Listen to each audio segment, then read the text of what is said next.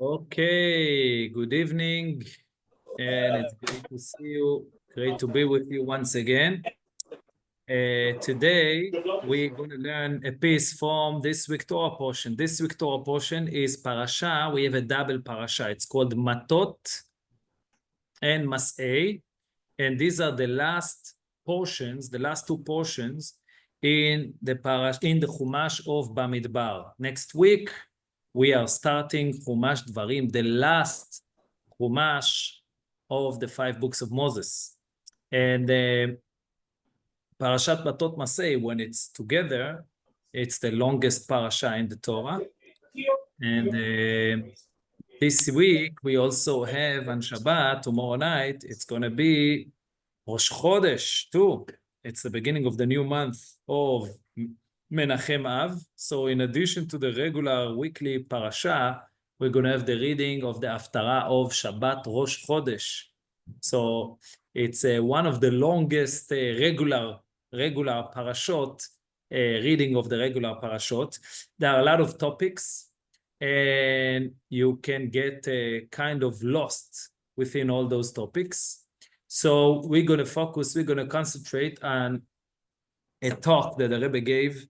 I'm not sure what year. I will tell you just what year. The Rebbe spoke about it in 1974. And it's a very, very, very interesting observation that the Rebbe made.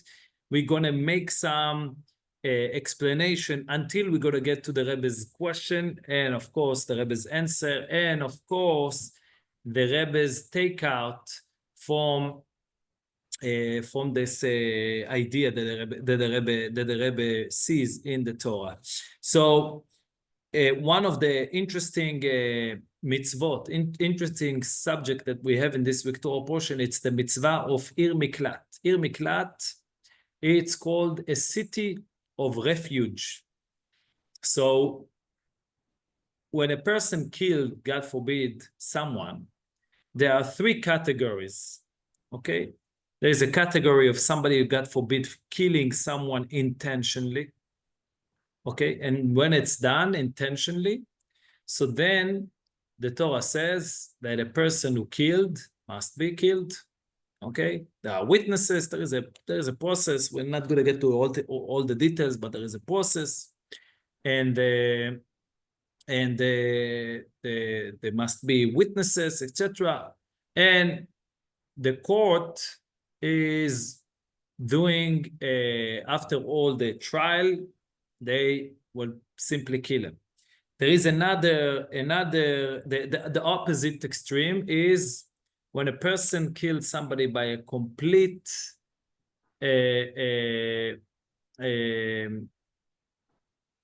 by complete mistake, not just by a regular mistake, but he was driving down the street and a regular normal speed with the seatbelt on, with everything, and a child, I don't know. Intentionally. Yeah. Like not intentionally. Not just not intentionally, he had nothing to do with it. Okay. So that person, of course, after the trial and everything,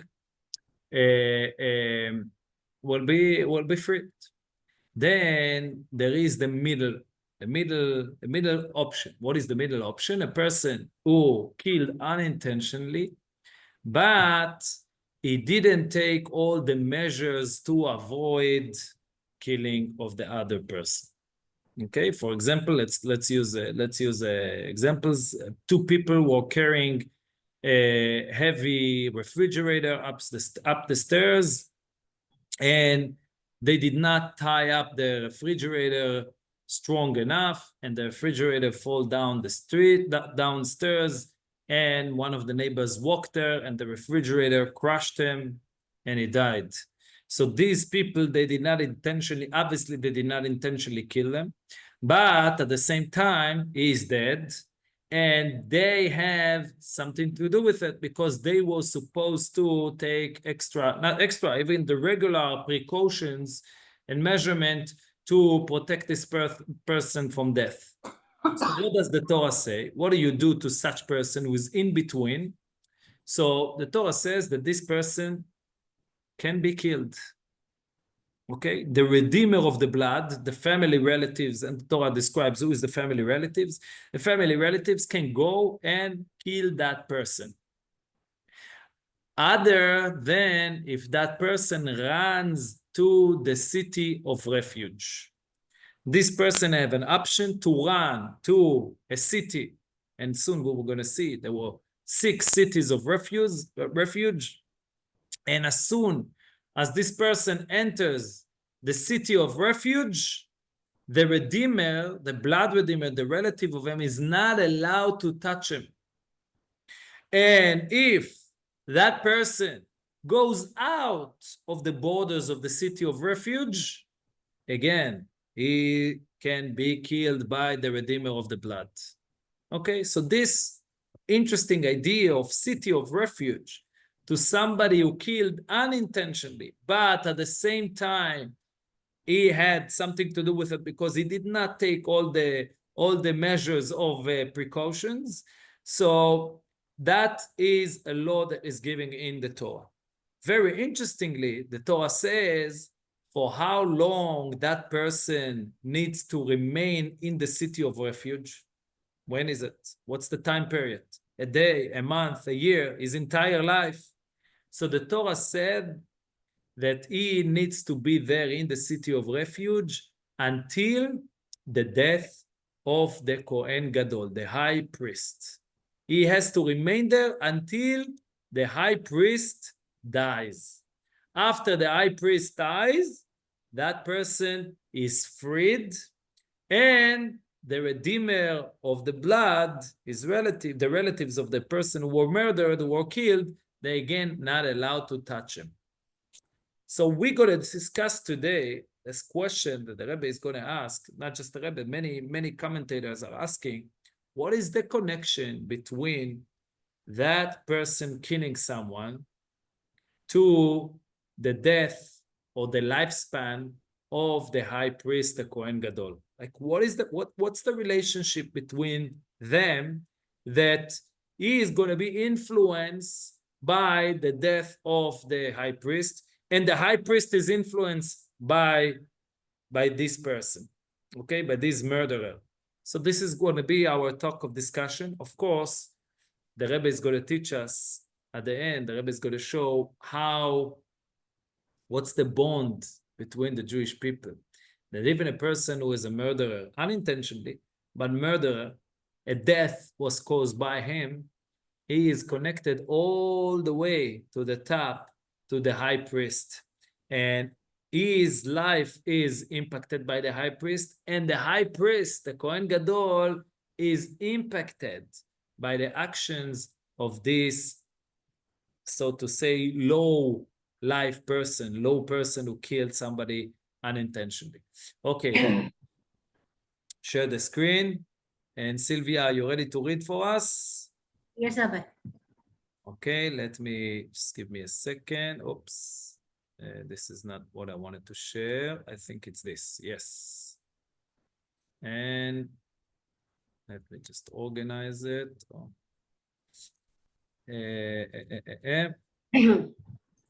Okay. So, can you see my screen? Yes, Rabbi. Okay, perfect. Let's start. So let's see the source of the idea, the commandment of city of refuge in the Torah, again in this week Torah portion. Sylvia, bevakasha, please. Yes, Rabbi. God spoke to Moses, saying, "Speak to the children of Israel and tell them, when you cross the Jordan in the land of Canaan, and you shall designate cities for yourselves. These shall be cities of refuge, and a person who kills unintentionally shall flee there. These cities will serve as a refugee from the avenger, so that a killer will not die before standing judgment before the congregation. If it struck him with an iron instrument and he dies, he is a murderer, and the murderer shall be put to death." Yeah. So if it's someone who killed intentionally, now how do we know if it's intentionally or not? So the Torah says, whenever there is iron involved in the killing mechanism, so then it's obviously intentionally, and that person is a murderer and he needs to be murdered too. Okay, so he is not going to be saved by the idea of city of refuge. And then the Torah continues. What happened? Okay, what happened in between? Somebody killed someone, but without intention. Let's see. But if he pushed him accidentally, without malice, or threw an object at him without intent, yet he was not his enemy and bore him no hatred, then the congregation shall judge between the killer and the avenger of the blood.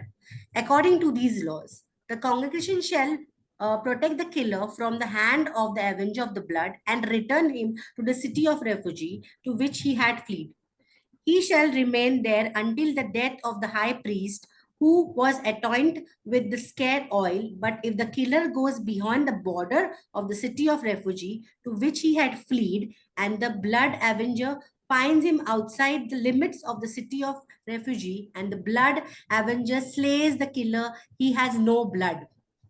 So if he goes out of the city of refuge, that person who killed accidentally, so if he goes out of the city of refuge, the revenger can kill him, and then he will not be punished because that person has no blood. And as we see in the oral Torah, and the Maimonides speaks about it in length and describes this whole mitzvah and how the mitzvah was exactly executed, Moshe Rabbeinu himself dedicated 6 cities, that those 6 cities covered the entire length of Israel. 3 cities on the eastern side of the Jordan River, and three cities on the western side of the Jordan River. And those cities had to have special roadways leading to those cities. The roadways needed to be double the width of the regular road. A regular road width would be 8 meters, and the width to the refuge city has to be 16 meters. And they had to have special signage saying refuge, refuge, with the directions. Why? Because whenever somebody killed someone, God forbid, intentionally or unintentionally, or I would say the opposite, unintentionally or intentionally, first thing that they would do, they would run to the city of refuge. Then the court, the Bet Din, would send their people to the city of refuge to take that person with protection, bring him in front of court, then run the whole trial, and based on the decision, whether or not it was intentionally, they would decide whether to kill him or to send them back with protection to the city of refuge, and he had to be in the city of refuge until either he died or the high priest, the Kohen Gadol of that generation, dies. Okay? So now we want to understand, what we want to understand is what exactly is the reasonings behind this mitzvah.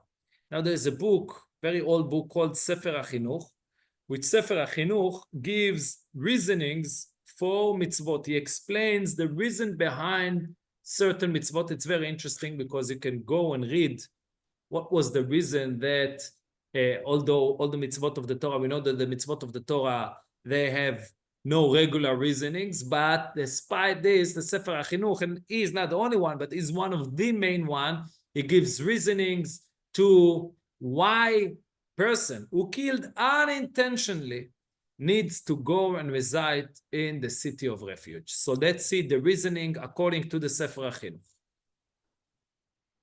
Why is the killer punished with exile? The underlying rationale of the mitzvah, murder is so serious a prohibition that it destroys the world. As Maimonides writes the law of murder 4:9, that one who intentionally takes a life, even if they observed all that other mitzvot, will not be spared from judgment, as Proverbs 28:17 says. A man who is guilty of robbing one's lifeblood will flee to the pit, but no one will support him. Therefore, even one who kills accidentally should be exiled. due to something too severe occurring through their actions. Yeah. So why exile? Why in particular exile? Why exile is the punishment and no other punishments? Exile is appropriate because the pain of the exile is likened to death, where a person leaves their native land, their friends and families, and the lives with the strangers the rest of the life. So for Another the rest benefit. of his life, that person has to live in a place where he has no friends, no relatives, doesn't know anyone.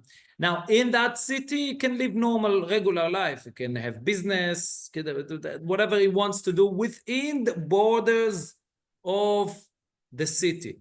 As soon as he steps out of the borders of the city, he can be killed by the revenger. So first of all, first reason that the Sefer HaChinuch explain why you cause death, even though it was unintentionally, but you cause death. Death is a prohibition that has no, you can't correct it. So even though you did it unintentionally, you still need to get punished. You need to get you need to pay for it. How do you pay for it? You pay for it with exile, which exile, it's like death because you are separated from everything you know and everything you are used to. Now, what's the second reason? Yeah. Another benefit this serves is being spared from the hands of the avengers. And an additional benefit is the victim's family being spared from constantly seeing the killer before their eyes. All the Torah ways are pleasant. Yeah. So the other two reasons is it says, first of all, so the first reason is that it's a punishment for the person who killed. The second reason it says it's not a punishment for him, it's to save him.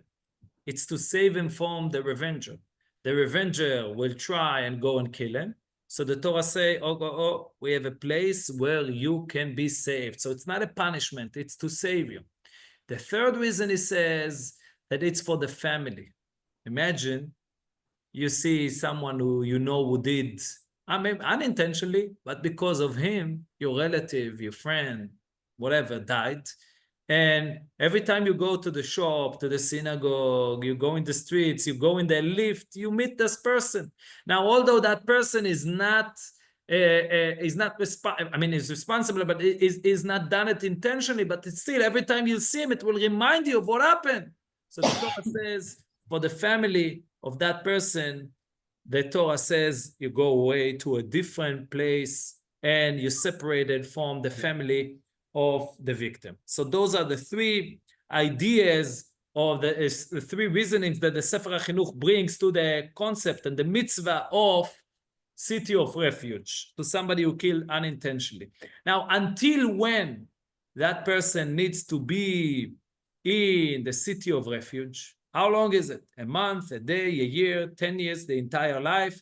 So we already said, and let's see it once again. For he shall remain in the city of refuge until the high priest dies.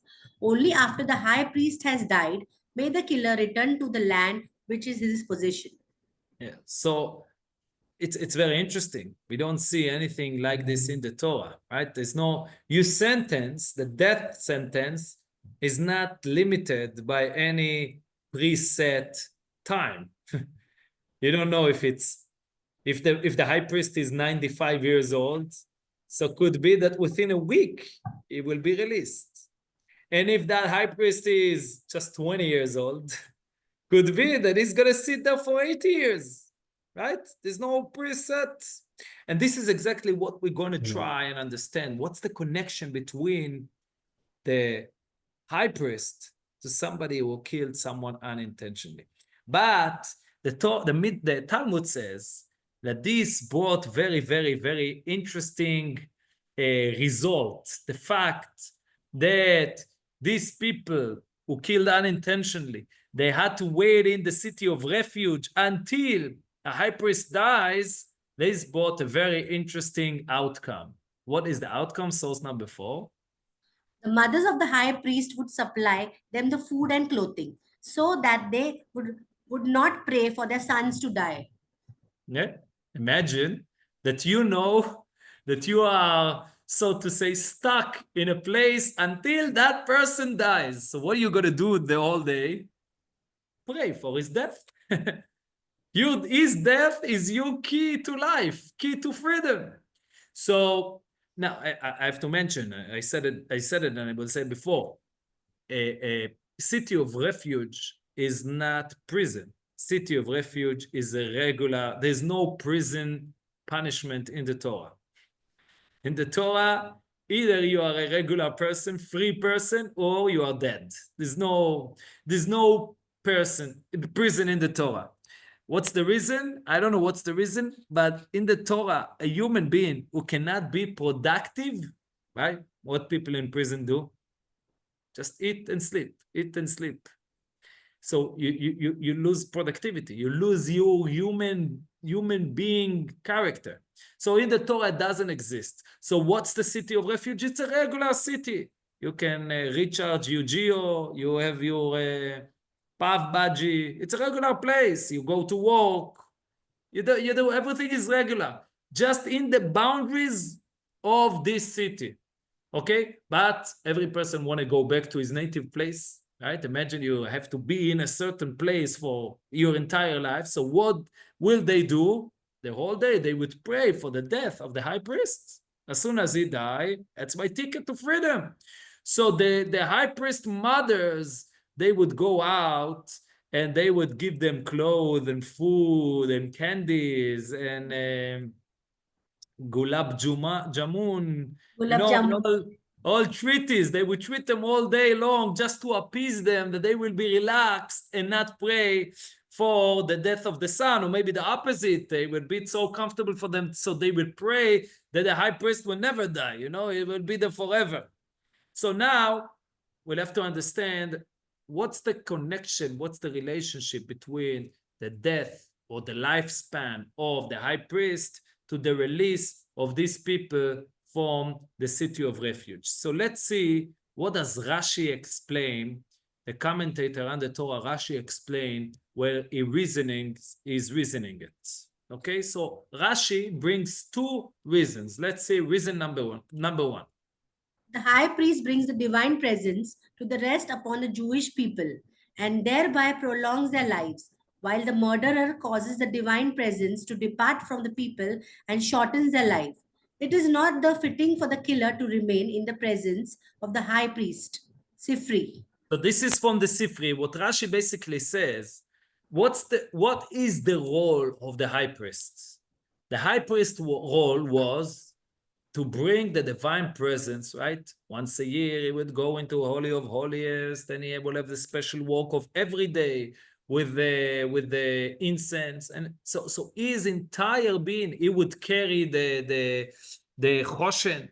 So his entire character is to serve in the Bet HaMikdash, in the temple, and to bring the divine presence to rest upon the Jewish people. Now, what does the murderer does? A murderer causes death. What is a death? Right? If a lifespan is shortened, so then there is less. The divine is departing. So Rashi says that these two people cannot be together. There is a clash between their roles. His role is to bring more divine presence, and this person shortened the divine presence, the deportation of the divine presence. So there is a clash between them. And maybe we can say that it's similarly to what was in building the altar. When we build the altar, and this is now the time when we are in the 3 weeks, in the period of between the 17th of Tammuz to Tisha B'Av. So we're learning all the laws of Bet HaMikdash. So one of the laws of Bet HaMikdash in building the altar needed to be made from stones. But those stones had a special rule in them. You were not allowed to cut them into pieces, shape them into sizes with regular iron hammer. You needed to use special techniques, and the Talmud explain what special technique they use, but this is not for today. So why is it? Because an iron is usually weapons that are shortening people's life, like knife or even pistol or even missiles, whatever weapons people use to kill people is made out of iron.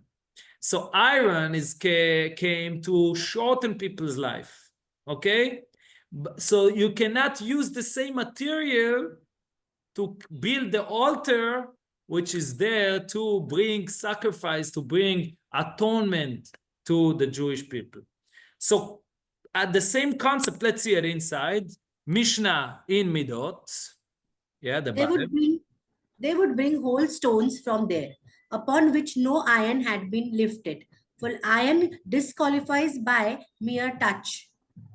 Why? Yeah.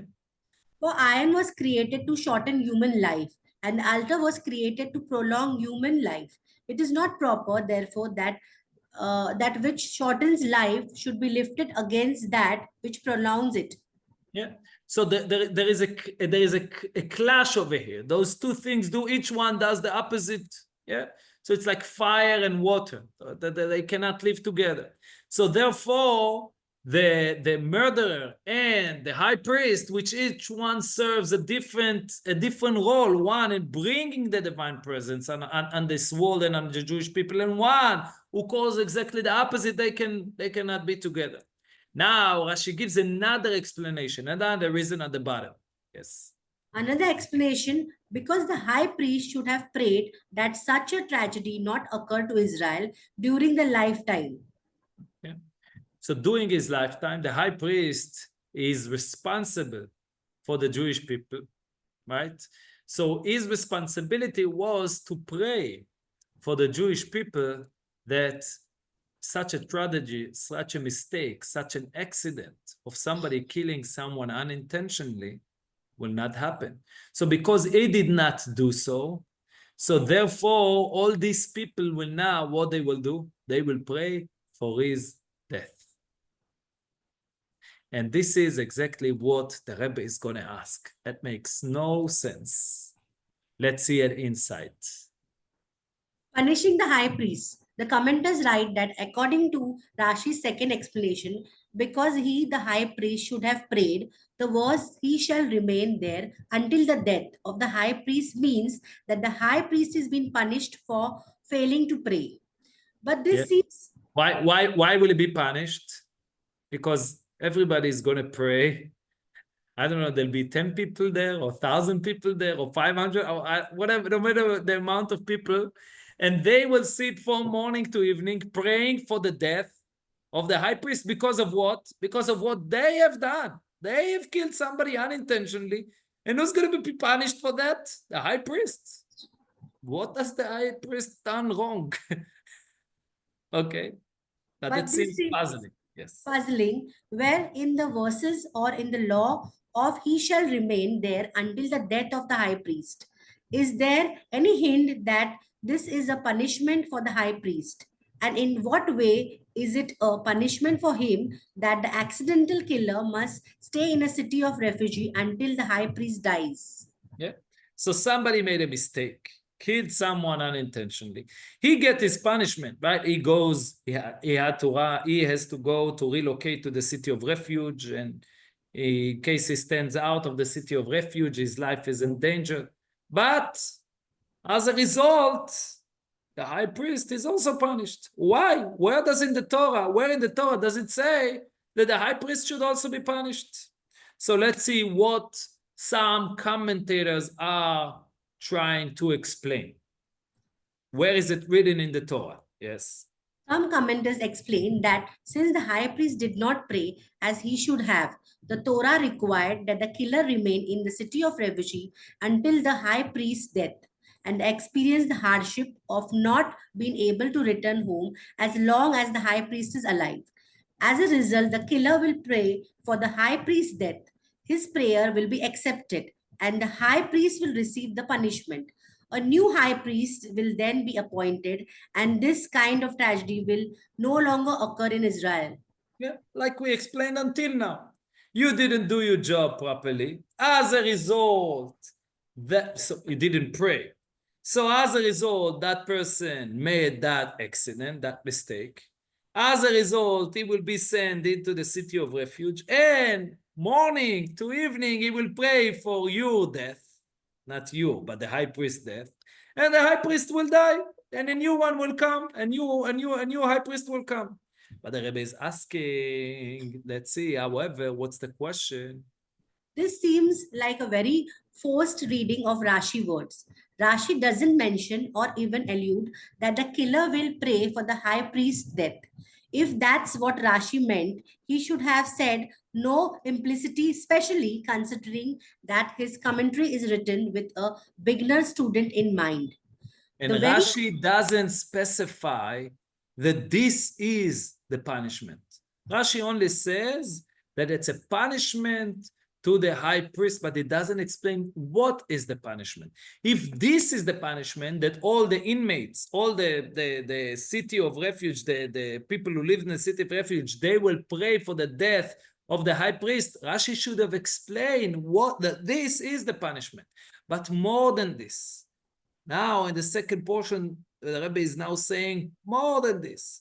Is this what the Torah of kindness and goodness, this is the way that the Torah works?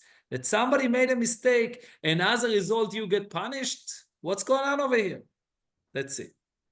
The very idea itself that the Torah's reason for requiring the killer to stay in exile until the high priest dies is so that the people will pray for the high priest to die is also highly questionable.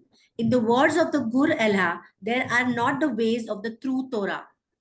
This is not the way of the true Torah, so that one person makes a mistake and another person pays the price.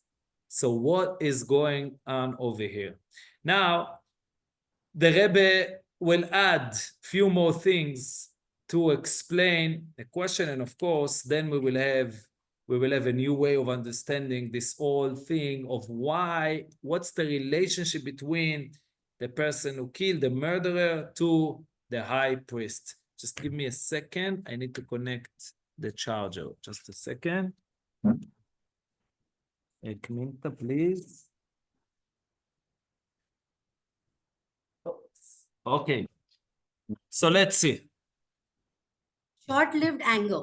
The reason Rashi brings explanation here for why the accidental killer must remain in the city of refuge until the death of the high priest is not simply to explain the rationale of the law, rather it's to resolve a textual difficulty in the verses. The rule Okay. that he So shall now basically we need to understand the person who goes, the murderer who needs to go to the city of refuge until the death of the high priest, okay?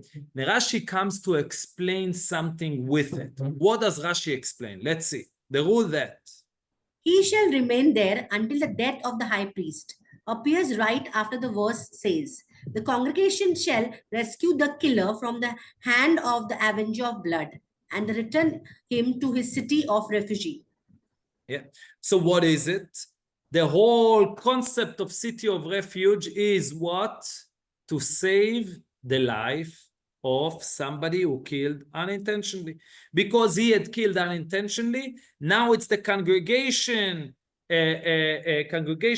responsibility to take that person and to put him into the city of refuge for his own protection. Now, what happened? Yeah. This raises an obvious question. What is the connection between the protecting the killer from the avenger and the death of the high priest? If the purpose of the city of refuge is to provide safety from the avenger, then what does the death of the high priest have to do with the protection? Why should the need for refugee come to an end because of his death? Okay.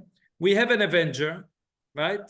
He is so angry that somebody killed his relative that he wants to go and kill that murderer. So what does the Torah say? No, run to that city of refuge, and in the city of refuge you are protected. Okay, fine, he runs to the city of refuge. And next day, the high priest dies, and now he's freed. How will this protect him? What's the connection between his death to his protection? And the Rebbe adds on top of it. There's another problems as well. Yeah. On the simple level, it would seem that the danger of the avenger, least the avenger's pursuit while the heart is hot, is something that fades over the relatively short time. So the anger of from somebody, from the relative to kill the revenger, to take revenge, is when everything is boiling. You know, the day, the week, the month, when the story is still in the news, when they still burial at the whole. This is when a person is, the revenger wants to take revenge. How do we know? Let's see the source for it. This is evident in the story of Jacob and Esau. Though Esau held a grudge and wanted to kill Jacob over something that had happened to him personally, Rebekah told Jacob, "Flee to Laban and stay there a few days until your brother's anger subsides." Yeah. So your brother's anger will subsidize, which is when you'll be able to come back, and your brother Esav is eager, is anger on you, and his eagerness to kill you will come down, it will relax. Yeah, we all know that sometimes we are angry at someone. So what do you need to do? What's the best tip? Have a glass of water, right? For a glass of water, you need to say the bracha before, then you need to say the bracha after. And then by the time you'll finish everything, your anger will come down. So the same thing is here. A person killed someone unintentionally. The family relatives of the deceased will now want to kill him. So relax, wait a week, a month. By the way, the commentators are explaining that Rebecca told Jacob days, yeah, few days. What was few days?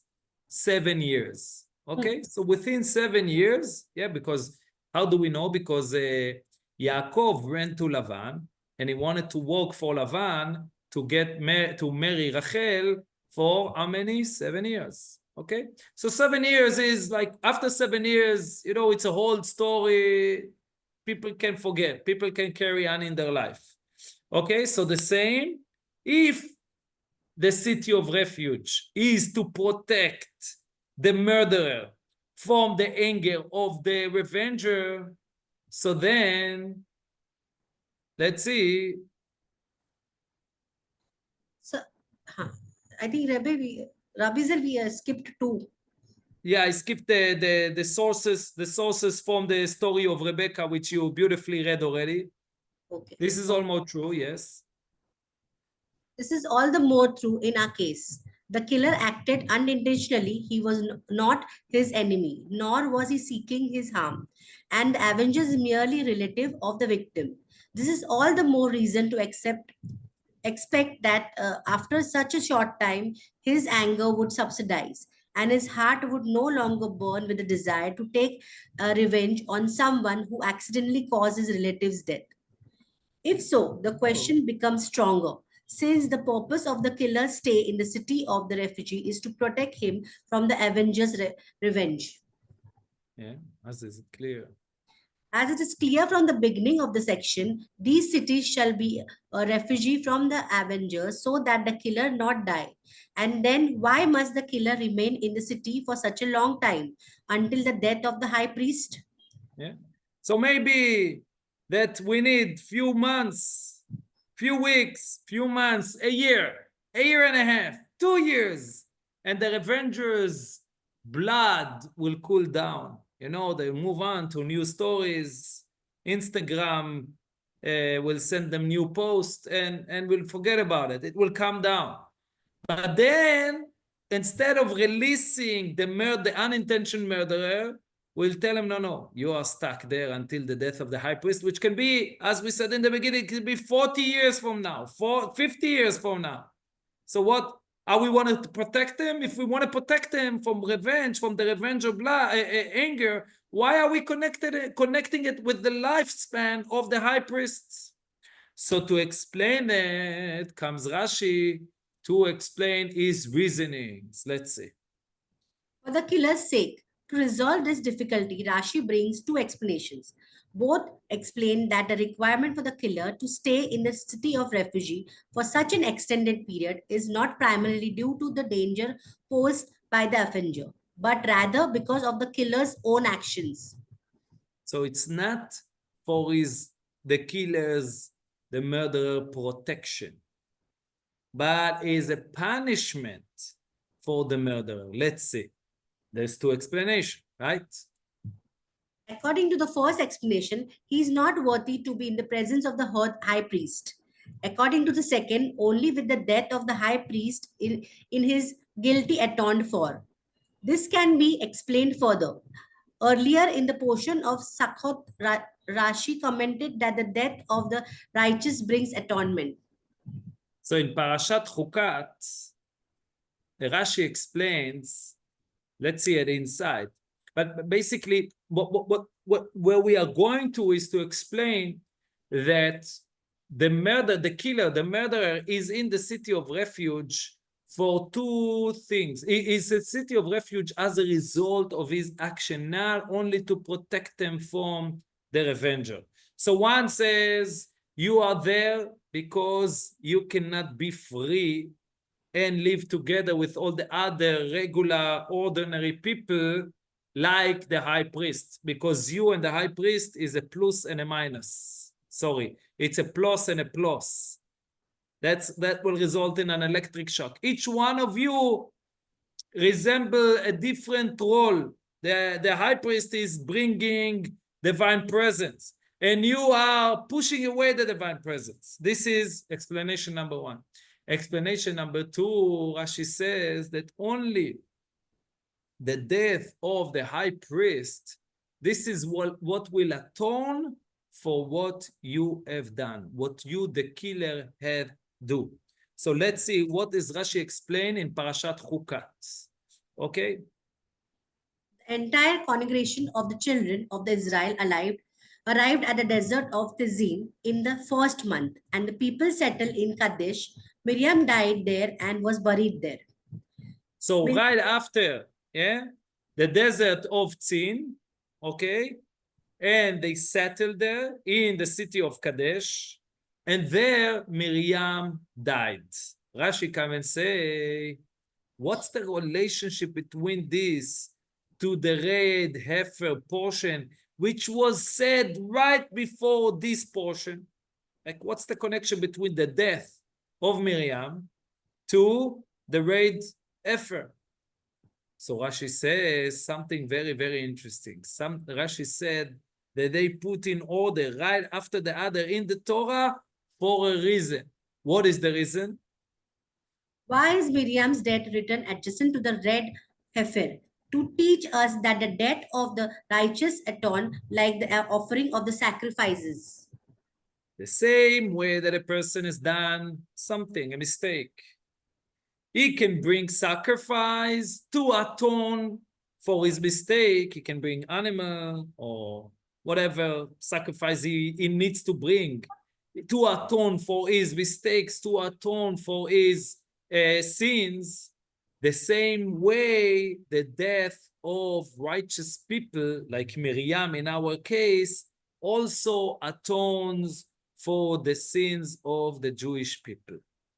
Now, based on this, we can understand why he needs to be there until the death of the high priest, because the high priest is a righteous person, and only the death of the high priest can atone for the mistake that this person have done, killing somebody, even though it was unintentionally. But we know that death, it's such a severe sin that needs to be atoned with something drastic. We need to use a special weapon for it. What is the special weapon?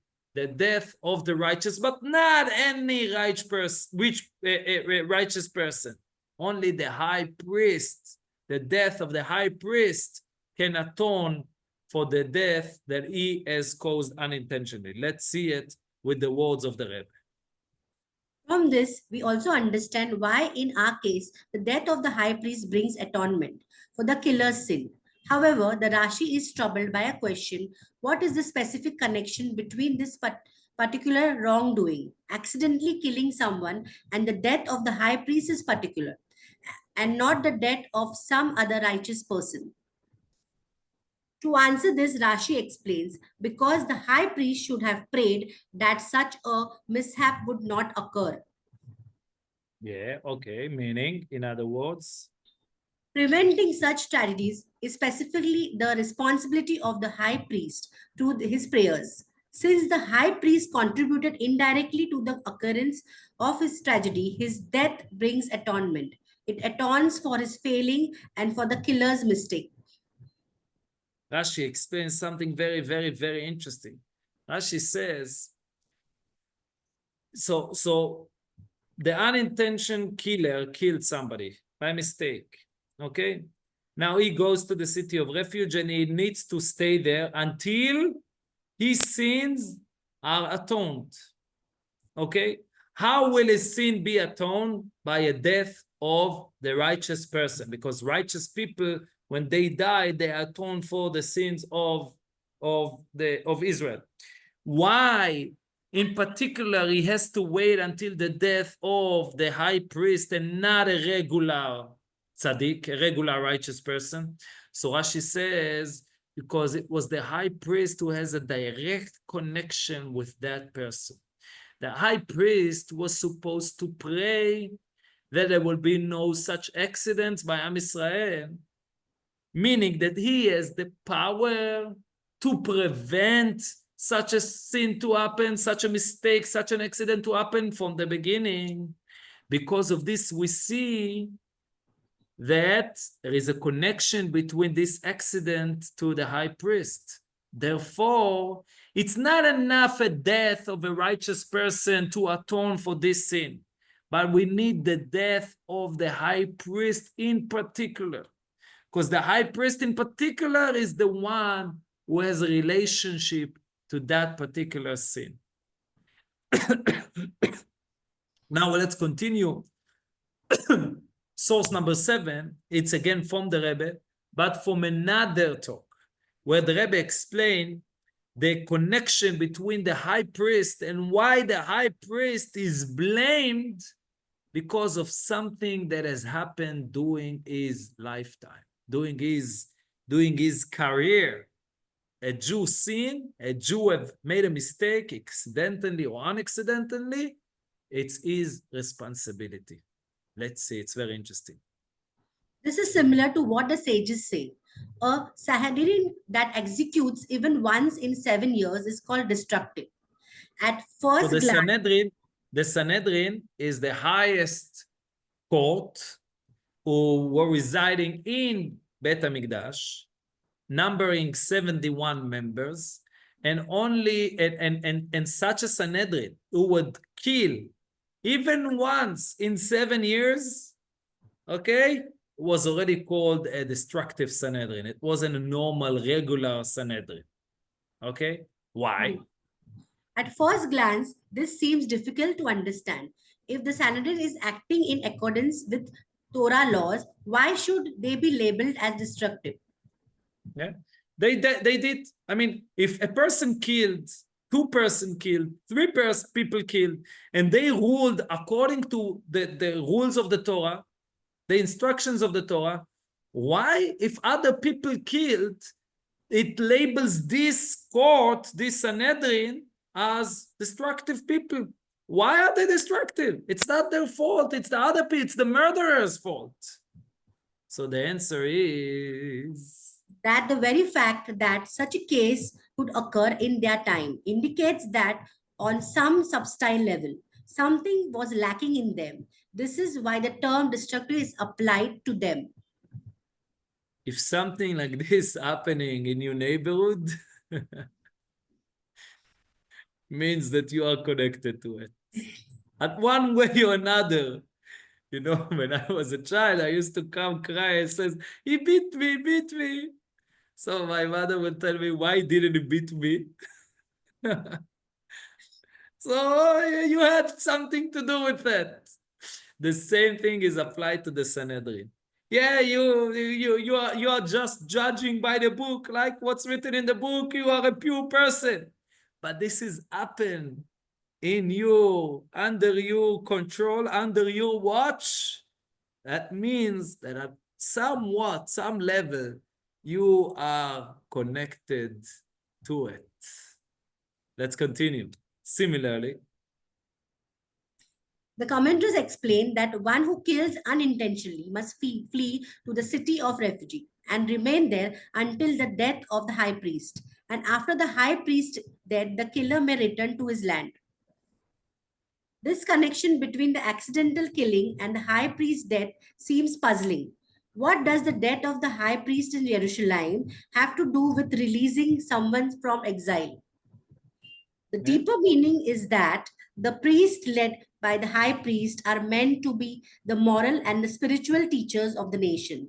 They shall teach your laws to Jacob and your Torah to Israel. so the Rebbe goes deep into what is a priest. Yeah, you get your salary. Yeah, you're wearing those special clothing. But what is the meaning of it? What's the purpose for it? The purpose is that you shall teach the people. You should be as a guidance to it. You should show them what are the Torah way, the moral way of the Torah to walk. And if somebody killed someone, even unintentionally, that because at some level you failed in fulfilling your mission. Therefore, your death is connected with the atonement of what they have done. Let's see. If despite their presence and influence, such a tragedy occurs, even unintentionally, it indicates that the high priest has some issue that requires atonement. His death brings atonement and serves a repair this subtle flaw. And once that is rectified, the atonement extends also to the killer whose sin was linked to that deficiency. As the verse says, your sin has been removed, your transgression atoned, therefore the killer may now return to his home. It's very powerful. The connection, what basically the level of connection between people that at first glance you don't see that connection, right? The high priest sits in Yerushalayim, reads the Torah books all day. Like, what is his relation? What is his responsibility of somebody who lives, I don't know, in Elat? Somebody lives in Tiberia. Like, the Rebbe says, if something like this happened during your watch, it's because at some level, some very fine level, you didn't do your job properly. Let's continue. What does the Rebbe learn from this? What is the connection to us in 2025?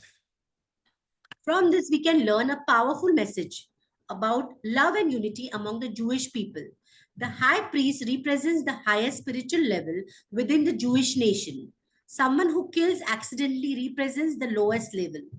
Someone who kills intentionally is sentenced to death and is no longer among the living, while among those who remains alive, there is no lower status than that of an accidental killer. This is why he is the only sinner published with exile. Yeah, as I told you before, in Torah, there is black and white, okay? There's no prison, there's no middle. The only middle kind of thing is city of refuge.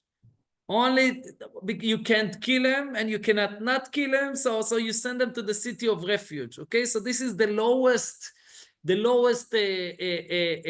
human being. It represents the lowest human being, right? It's like stuck in between the two worlds, okay? But yet, Torah teaches that these two extremes within the nations are connected to one another. The atonement of the accidental killer is tied to the high priest. This is because the role of the high priest is to be a lover of the Jewish people. As we find the Aaron, the high priest, who is described as a loving the creations, meaning he loved even those people whose only redeeming the quality in their being created by God. so such human beings who their only label is a creature by God, He's not a talented person. He's not a righteous person. He's not a smart person. He's nothing but a creature that God has created. Aaron HaKohen, the high priest, he loved even those people, meaning he elevated even those people to a much higher level. Now, let's go to the key point, what we can take out from these lessons. A person who accidentally kills another flees to the city of refuge, thereby gaining protection from the blood avenger who might seek to kill him in revenge. The duration of the stay in the city of refuge lasts until the death of the high priest. The Rabbi asks, seemingly the purpose of the cities of refuge is to protect from the blood avenger. What changes when the priest idea dies? Naturally, the anger of the blood avenger subsidizes over time. Why then is the punishment of exile set to last potentially many years until the death of the high priest? Yeah, could take between a day to 100 years. So what's the explanation? The answer lies in Rashi verse, explaining that the killer resident in the city of refuge is not only a means of protection from the avenger, but also serves as a form of punishment and atonement for the accidental killer. However, the punishment ends with the death of the high priest, because the death of the righteous person atones. Since the high priest bears partial responsibility for the murder, it is specifically his death that atones for that sin. Wow, that's very powerful. Let's see the takeaway. The high priest, the most exalted person, and the accidental killer, considered the lowest, are still interdependent. This teaches us the importance of the unity and mutual responsibility between all members of the Jewish people. So a person can't say, thank you, Sylvia. Let me just Welcome, Rabbi. Sure. But a person can't say, you know, I'm protecting myself. I'm protected. I'm following what is written. I'm doing what is important. There are other people who are murderers. There are other people who do not what they are supposed to do. This is not my responsibility. Right? I care of myself. That's my responsibility. Come the Torah and tells you there's no such a thing among the Jewish people. The Jewish people are like one body, where infection in one area of the body will have an impact on the entire body. And when you strengthen one side of the body, you know, sometimes you come to the doctor gives you vitamins, B12, I don't know what, vitamin. What the vitamin doesn't go to the impacted area, to the affected area and deals with the problem. No, it strengthens the other parts of the body. Once the other parts of the body get strength, the body will heal the impacted parts of the body. And this is what Am Israel is all about. And this is what the Rebbe is all about. The Rebbe is all about hammering to our understanding that another Jew is my business, for the good and for the better. The welfare of the other Jew may it be spiritual welfare, or may it be his physical welfare, his business, his health, whatever it might be. It's my business. And therefore, we need to spare no time, money, energy by helping, by caring, by taking care of another Jew whom you have not heard before. You never heard of him. You don't know him. He's not your relative, doesn't speak your language, doesn't go to the same synagogue as you, doesn't go to the synagogue at all. He might even be a killer. Is your business. So, L'chaim, Bezrat Hashem, that we will be able to implement it implement this idea, not just as an idea, but as an action, something that we pursue, we do in our own life. And Bezrat Hashem, this will bring an atonement for all of Am Israel. And Mashiach will come and will meet once again together with Aaron HaKohen, the high priest, with his love, he broke all the boundaries between Am Israel. Wishing you all Shabbat Shalom. And Bezrat Hashem will meet next week.